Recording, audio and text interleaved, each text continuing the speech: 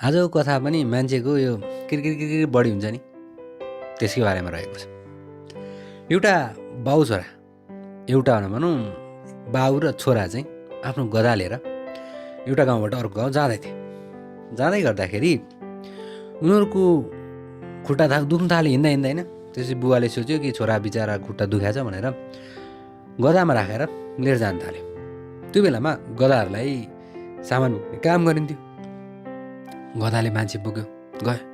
जाँदै गर्दा एउटा गाउँ आइपुग्यो। त्यो गाउँमा आइपुगेपछि मान्छेहरूले देखे बाउ हिँडिरहेछ, छोरा गधामा चढाएको छैन। त्यो मान्छेले भने ल हेर बाउ हिँड्दैछ, छोरो गधामा बसेर जान्छ, कति आनन्द, लात नभएको छोरो। हेट गाउँले कराए, मान्छेहरूले खिसी उडायो बुवा भनेर छोरो ओर्लेछ। छोरो ओर्लेर बुवा तपाईँ चढ्नुहोस् म हिँड्छु भनेछ र बुवालाई गधामा राखेछ र आफू हिँड्न थालेछ। जाँदै गर्दाखेरि अर्को गाउँ आएछ। त्यो अर्को गाउँ आइसकेपछि त्यो गाउँमा के भएछ फेरि त्यो गाउँको मान्छेले देखेछ बाउ, ठुलो मान्छे बाउ छोरा हेरेर थाहा भइहाल्छ नि अलग अलग। अनि भनेछन् ओ हेर बाउ चाहिँ गधामा चढिरहेछ, छोरो बिचरा हिँडिरहेछ, कस्तो लाज नभएको बाउ भनेछ। ल यहाँ त बाउलाई कराए फेरि। बाउ पनि म चढ्दिनँ कराए भनेर ओर्ले। अब छोरोलाई चढ भन्दैछ अनि म त ओर्लिनँ, म कसले देख्यो भने चढ्यो भने नि फेरि यिनीहरूले छोरा चढ्यो बाउ हिँडा भन्छन् भने, अनि बाउ पनि अब म चढ्यो भने बाउ चाहिँ चढ्यो छोरो बसिरहेछ भन्छन् भनेर दुईजना चढाएन। अब गधा लिएर हिँड्दैछन्, अर्को गाउँमा पुग्यो।